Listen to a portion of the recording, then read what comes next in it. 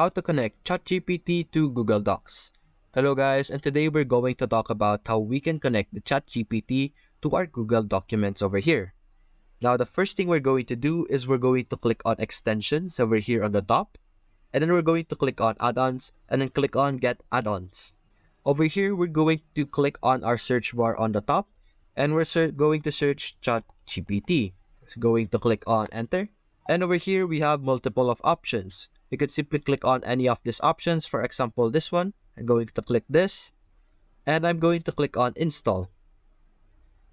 Then we're going to click on continue. And then you're going to click on your account.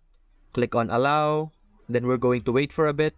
And we're going to click on done. And we're going to check it out. We're going to click on our extensions once again. And over here, we can click on start GPT by clicking on this option.